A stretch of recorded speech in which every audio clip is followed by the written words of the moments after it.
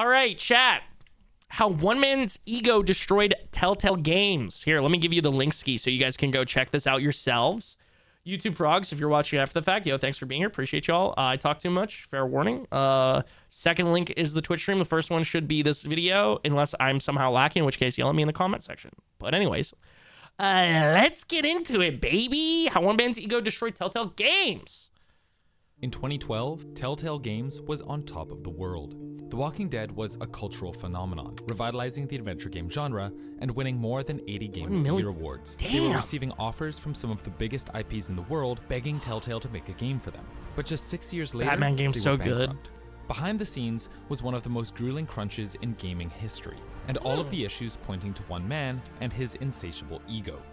Awesome. In 2011, Telltale Games was still a small indie studio. We're about to hear levels of crunch that we haven't heard of until 2027, when reports leak of what Rockstar Games is doing to their devs right now to make sure that GTA 6 is ready for that November release window.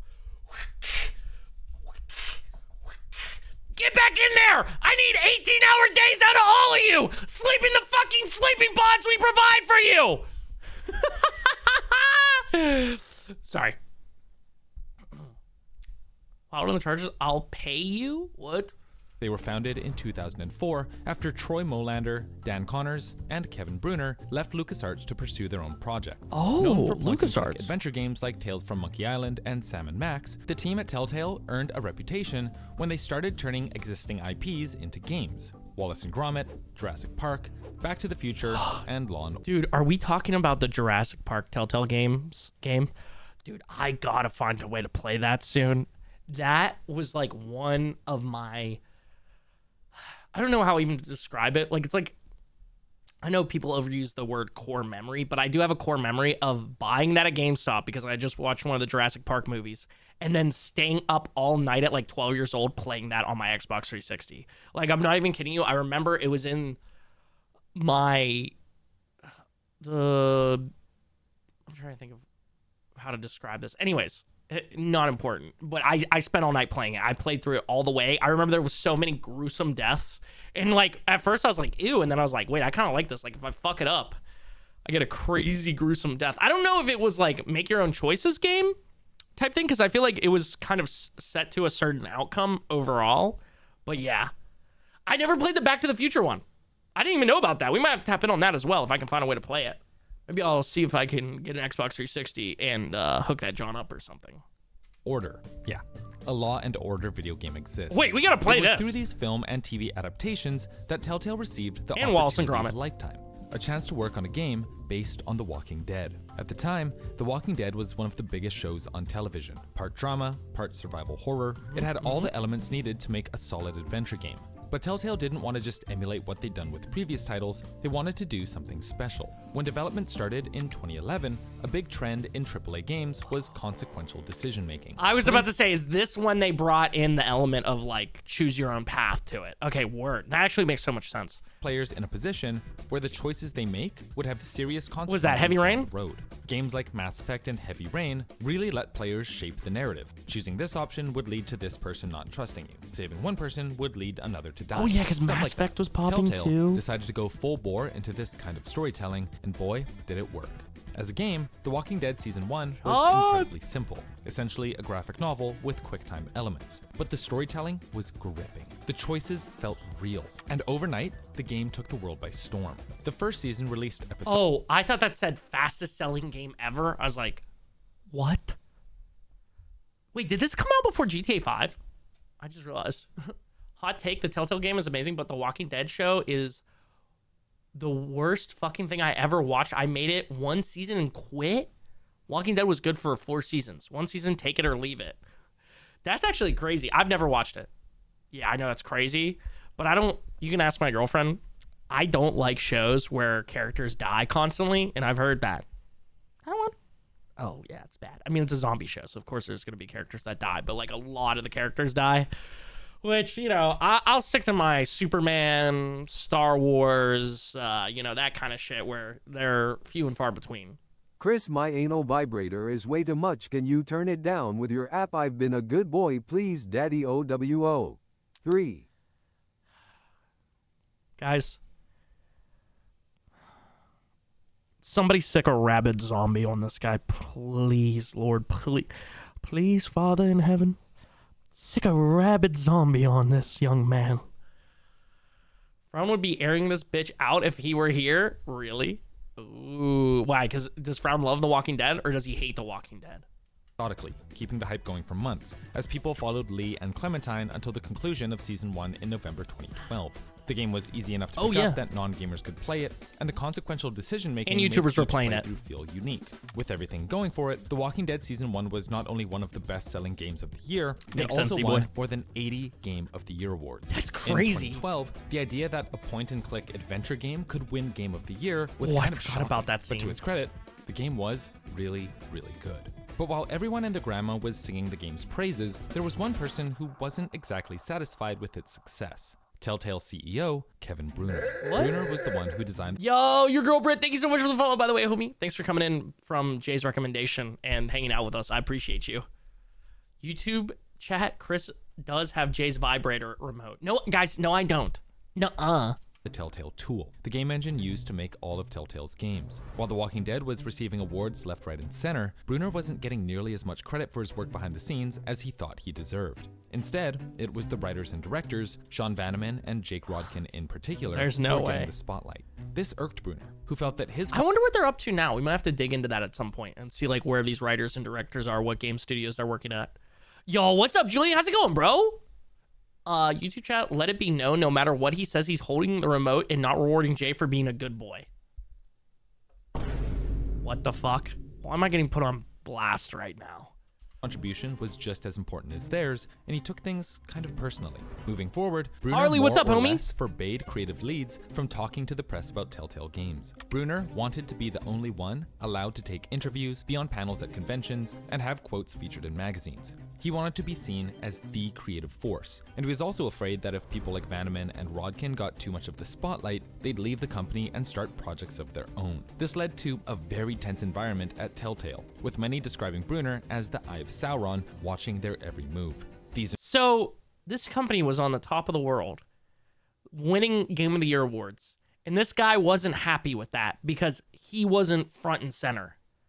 Buddy, who the hell do you think you are?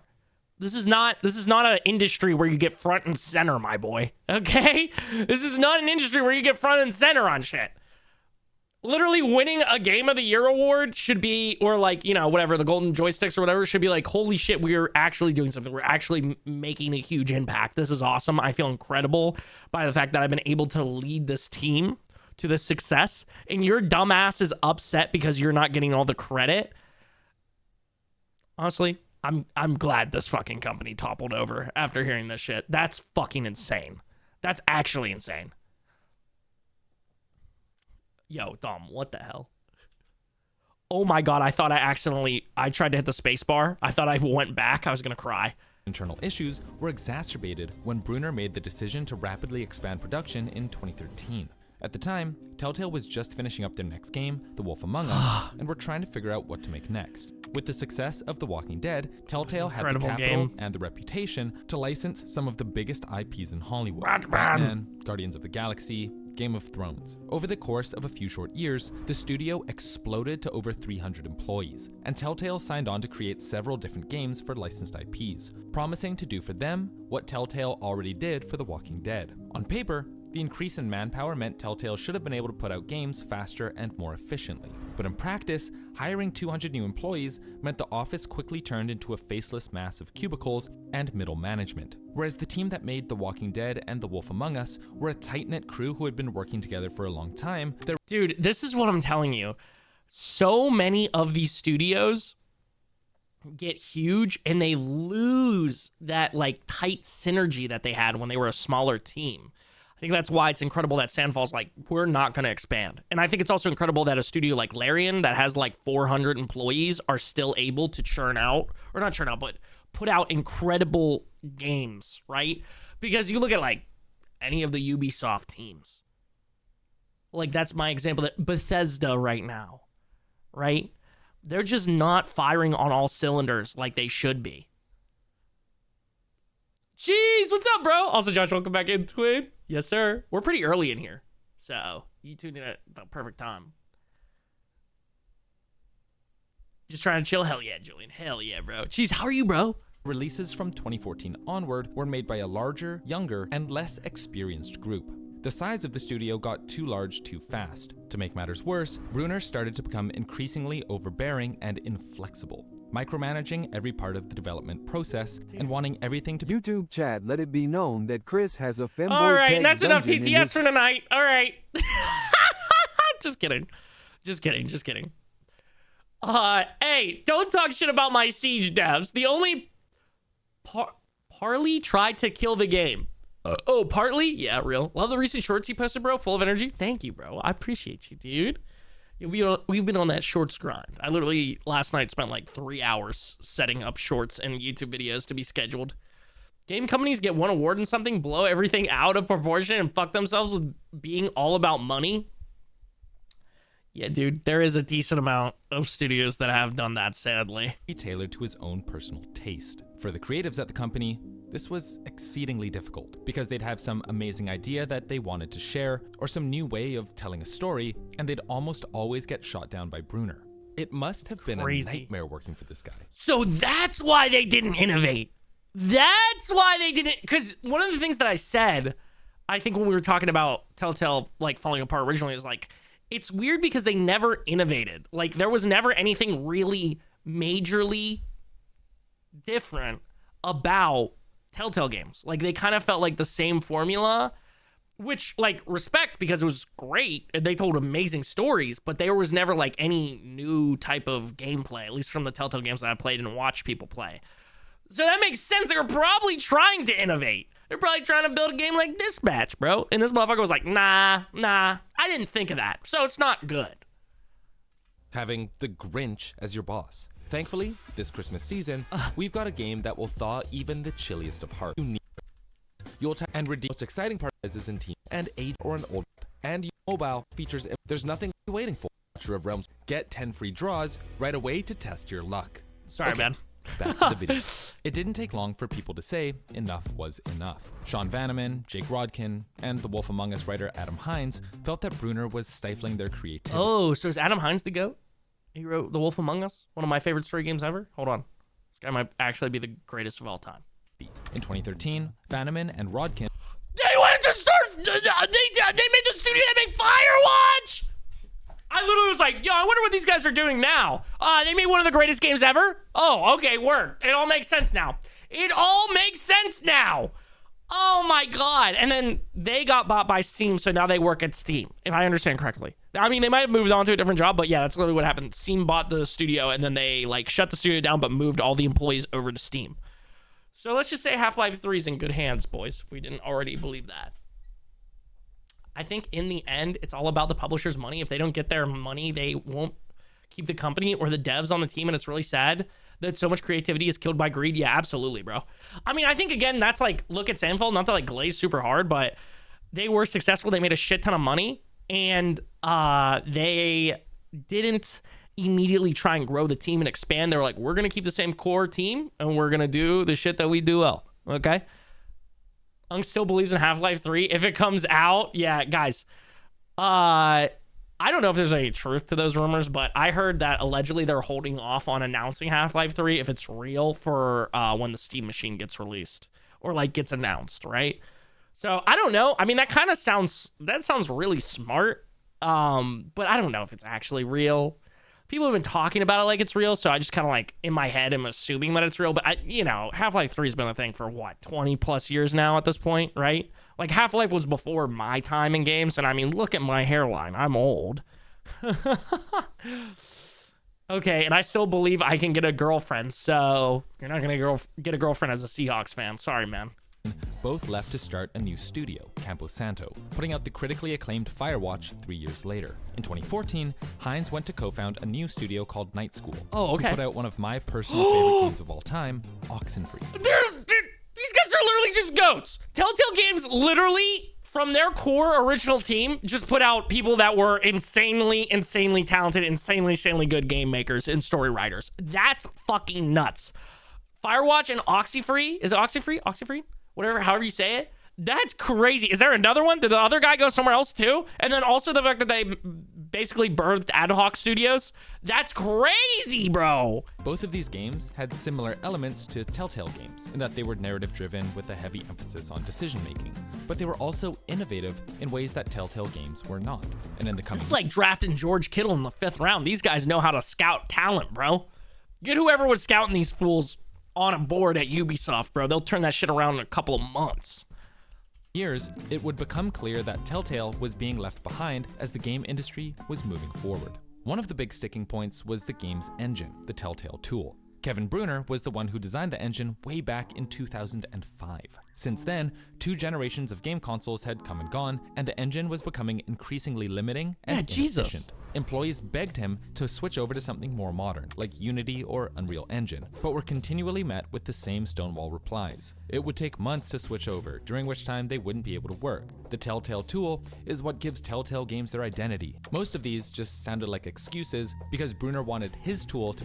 I feel like it's so clearly not, especially with the success of Dispatch and the engine that they run. I mean, some people are like, oh, you're basically just like playing a TV show. But also, like, you can see the Telltale formula in that game, and you did not need to walk around and ruin your momentum in that game. You know what I'm saying? I feel like that's one of the biggest complaints with Telltale games is the walking around mechanics were always like such a momentum killer. You would just get kind of stuck. Like, it would be like hype, hype, hype, hype, and then it would be like, okay, and now we're looking at a fucking baseball bat in The Walking Dead. Oh, yeah, there's blood stains over here. Cool. The fuck are we doing?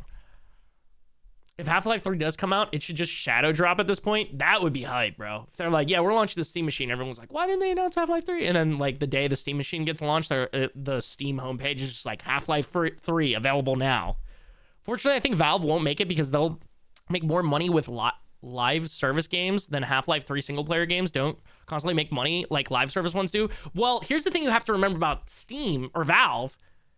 They aren't publicly traded, and they already have CSGO, making them a fuck ton of money. So they don't need to do a live service game. So realistically, if there's anybody that big that's going to make something, it's probably Valve. So that's why I'm like hopeful. Also, they did revive Half-Life with, what is it, Alexis? Or whatever that game's called. That game was not a smart move. You can tell that was purely passion because VR games are not going to sell you millions and millions and millions and millions of copies. At least from what I've seen. I mean, I'm sure there's a couple, you know, really big successes out there, like maybe for the PlayStation VR, maybe like Blade and Sorcery sold a few million. What's that other one that everybody loves on VR? It's like a tactical shooter kind of, but not really. It's like something like Playground something. Anyways, maybe a couple of those have sold millions and millions of copies. Beat Saber, obviously. Good point. Actually, as long as Valve doesn't give into greed. Yeah. Bone Labs. Yes. Thank you, JT. Yes. So there's like a couple, I'm sure Half-Life, Alexis, or whatever it was, sold well. But like, that's something like, I feel like unless you are working directly with PlayStation or you are solely a VR company, you aren't just going to stop off and make a mainline entry to one of your most iconic series VR, unless you're going for like a quick, undercooked cash grab. At least from what I've seen. I mean, I've heard the Deadpool game was good, right? But also, like, that's a huge, huge company that could, like, get a bunch of different studios to work on it if they wanted to. What's some other VR games? Was the Batman VR game good, right? That one's good. A quick, undercooked cash grab. Exactly, bro. That's usually what it is on VR, I feel like. At least for me playing VR games. I don't know. Maybe I'm just picking the wrong VR games to play. That could be it, too. What was the NFL one? The NFL quarterback one? I played that. I was like, this shit is somehow worse, way worse than Madden. Somehow. Be the one the games were made on, and everyone just had to resign themselves to using the archaic engine. It didn't help that Telltale were also in charge of multiple billion-dollar IPs. Yeah. The pressure to deliver for Game of Thrones what they did for The Walking Dead meant that Bruner was strongly against taking any risks whatsoever. He wanted to keep... Also, it's kind of short-sighted, because they lose the license to these games after a certain amount of time, so they can't sell them. So if Telltale was still around now, they would still, even if they didn't fuck it up, they would still probably be in a lot of financial trouble from licensing these big IPs and then them going away after 5, 10, 15 years. Speaking of Madden, Chris, we playing tonight in VC or not? Oh, Julian, I forgot about that. I'm actually down, bro. I'm actually down. We could honestly run one real quick after I get done with these reacts, but that might be super late, so But I'm so down. I'll buy Madden next year, maybe. Honestly, Twin, if you're thinking about buying Madden, also JT, I'll run you a Madden real quick, Twin, if you want to. If you're thinking about buying Madden, I would say hold off until you can catch it on sale, because sometimes you can catch them on sale for like $30, like later into the season. But also, if you don't feel a big call to Madden, don't buy it. Don't buy it. Fuck EA. JT, I'm down for either. I could be down for Madden though, since I'm already playing Julian Madden, and also I'm probably better at at Madden. I'm just using EA Play. Yeah, that's also the move. That's also the tech. You can get EA Play for a month, play 10 hours of that shit, try it out, and then see if you actually want it. Rehashing the same thing over and over with a fresh coat of paint, trying to emulate The Walking Dead in a new context. This approach was a double-edged sword. On one hand, it meant brands got exactly what they were asking for, but it also meant that all of their games started to feel the same. The first time you're faced with a decision that will permanently kill a character, it's shocking. The 10th time, it's predictable. Pretty quickly, Telltale started seeing a decline in sales. And also, I feel like if you look at Detroit Become Human that came out in 2018, right around the time that Telltale really started to struggle, at least if I understand the timeline correctly, that game, so many small decisions can have huge ramifications later. Telltale games, respectfully, after playing a couple of them now, they don't, like, some of the decisions are like that, but you're pretty aware it's going to have a big outcome. Detroit, you're like, I don't fucking know what the right outcome is for that. Like, I don't know what to do. And there's so many different, like, waves of where the story can go. I feel like Telltale is, like, kind of like this, but eventually it kind of leads you back to, like, a couple of them, you know? Where Detroit Become Human is, like, fucking crazy. Telltale made the Minecraft game? Yeah, the Minecraft story game. Dude, Detroit is so fucking good. It might be top 5 all time for me, honestly. Unfortunately, I'm a Skate remake player, so I've already sold my soul to EA. Hey, happens to the best of us, bro. Happens to the best of us. They always got one of those franchises. I still am selling my soul to Bethesda. I literally almost downloaded Skyrim on the PS5 the other night.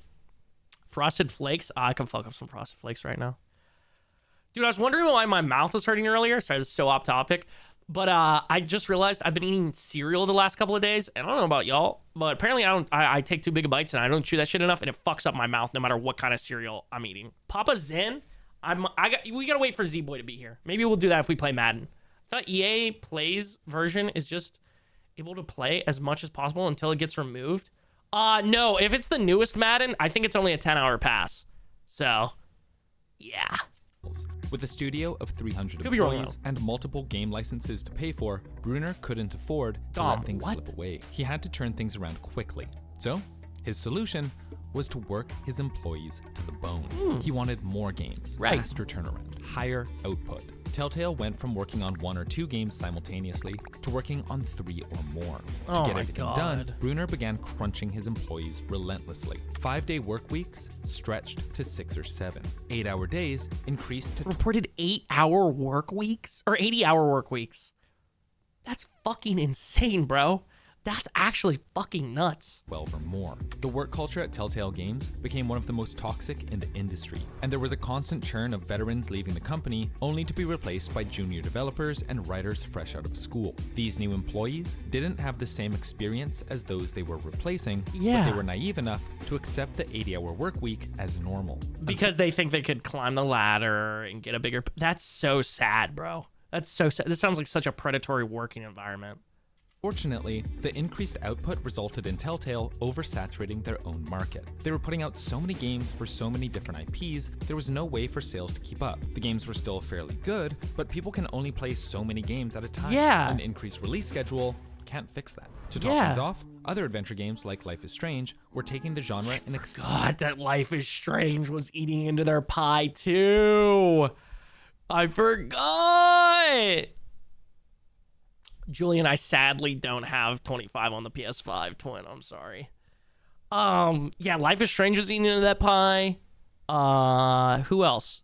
They already had Heavy Rain Beyond Two Souls was also out in, like, what, 2014, right? 2013 in there. So they were still, like, you know, Telltale was still eating them. But yeah, Life is Strange came out. What's some other big story games that came out around that time? But yeah, dude, I mean, you can only expect, even if somebody's a huge fan of your studio, you can only expect them to give you so much money. You know, if you're dropping 4 games a year, I don't know how much they were pricing them at. Maybe they were cheaper, or like, you know, the new chapters, whatever, yada, yada. But like, you can only expect so much money out of someone. So you're 100% like grinding them low on funds, you know? Some Fortin said that's chill. Yeah, I might run Fort at some point. I think we might do another viewer game night soon. But Chris, you told me you were the throat goat and only saw. Oh yeah, I read that already. And then you said, you know what else works 80 hours a week just to get fucked? Your mom. I'm gonna kill you in Among Us. Well, you know me? I'm hostile after the charge. Hey, that's okay, King. Get a hostile all you want. Let your anger out. Citing new directions, while Telltale was stuck rehashing the same formula over and over. Yeah, because of management. The result was a That's team of crazy. increasingly inexperienced creatives being worked to the bone, forced to put out suboptimal games before they were finished. The pot came to a boil in 2017, when the tension between Brunner, the employees, upper management, and Telltale's board of directors bubbled over. Brunner was politely asked to step down from his position and left the company later that Get the year. fuck In outta the aftermath here. of his departure came a sort of bliss. One source says, quote, "I didn't realize how much we had learned to hold ourselves back from thinking big. We'd really been trained to think small, and realizing that was a freeing experience." But the honeymoon wouldn't last long. In September of 2017, Pete Hawley, former SVP and GM of games at Zynga, was named the new CEO, and he immediately laid off 25% of the company. To be fair, those working at the company didn't really hold it against him. Many believed the layoffs were inevitable, Yeah. the result of years of mismanagement Yeah. and a logical correction after the company aggressively scaled up back in 2013. Despite the layoffs, things seemed like they might actually be looking up for Telltale. Hawley decided to switch off the Telltale tool and began moving development over to the Unity engine. Telltale announced a few new projects, and many hoped they could recapture the same lightning in a bottle they did with their earlier releases. However, on September 21st, 2018, everyone got blindsided. Telltale was shutting down. Most of the employees didn't know what hit them. They received an email about a meeting in the morning, and at that meeting, they were told to pack up all their belongings and vacate the building immediately. Apparently, Minecraft Story Mode Season 2 and Batman Enemy Within didn't sell well enough to justify keeping the lights on, and those in Damn. charge decided to shut it all down. That's sad because they didn't even get to go like give it a shot with another IP. You know, those are just like expansions, which already probably have an issue selling because obviously you already need to have the original game. So it's not like they were given like, here's our last shot. Here's our last shot. We got one shot. It's this new IP or like this IP that we have the license to. Like we got to go all out on this shit. They were literally cut because of expansions, not expansions, I say lightly. Selling well. I mean, maybe they were standalone, but still, it's like in the series. Like, give them one real final shot at it, you know? Telltale would keep on a skeleton crew of 25 employees to finish any active projects like The Walking Dead final season, while everyone else was being let go. In the aftermath, people began taking legal actions. Fernie Roberts filed a class action lawsuit after the company closed with less than a day's notice, That's no severance, insane. and without Still filing insane. for bankruptcy, all of which were in violation of California's WARN Act. Kevin Brunner sued the company for financial damages after being forced out by the board of directors. It was a hot mess of finger pointing, but at the end of the day, it was the end of an era. Despite doom and gloom surrounding the Telltale games specifically, there is still a hunger for the kinds of games Telltale was known for. Several ex-Telltale employees, including Nick Herman, Denis Lenart, and Pierre Choret, recently put out a new game called Dispatch, which took the internet by storm. Yes, it sir! has a similar framework to those old Telltale games, but it also has tons of new features that make it feel fresh in 2025. Oh, yeah. Peaking at more than 130,000 concurrent players on insane. Steam in its first week, Insane, is proof bro. that narrative-driven adventure games still have a place in modern gaming. You just have to be willing to innovate, and also work with the cast of Critical Role. The story of Telltale games is a cautionary one, remembering Yeah, work with the stacked ass cast at Critical Role, bro. that great games are not the result of one person, but many. If those writers who made The Walking Dead and The Wolf Among Us had been given the room to be creative, to try new things and experiment, who knows if Telltale could have survived a little longer. Unfortunately, ego got in the way, and yet another great studio fell to the wayside. Dude, mismanagement, bro. It's mismanagement. Like, if they had kept the team small and taken on and did, you know, 2 projects a year, worked on 2 projects at the same time, like they did with The Wolf Among Us and The Walking Dead, they didn't have a fucking idiot at CEO, Commander-in-Chief over here, being like, oh, no, I'm not getting enough respect. I'm not getting enough acknowledgement. Oh, no. Oh, no, you guys can't do that. It's not my idea. And they had actually innovated. Telltale Games could still be one of the biggest and best studios out right now. They could have innovated. They could have been changing the way that story games are played. But they didn't. They got some dumb fuck in charge. And then they didn't even get the chance. They didn't even get the chance with a new IP to give it one last go to try and save their company. They got 30 minutes to get out of the fucking building. Insane, bro. Insanely sad, dude. And this, this is why unions are good, dude. Unionize. Don't let this shit happen, bro. You should not be working 80-hour weeks because some fucking dumbass CEO needs you to fucking put out 4 games next year. Or just be aware of predatory scenarios with these CEOs and anybody involved in these type of companies.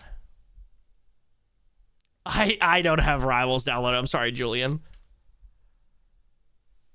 Houston or Steelers? I'm low-key pulling for the Steelers just because so many of my homies are Steelers fans, but my head tells me Houston. 80 hours a week. Back in my day, we worked 80-hour days. Back in my day. Back in my day. Let me tell you something, buddy. I walked up both ways to school up a hill. Home and there. Okay?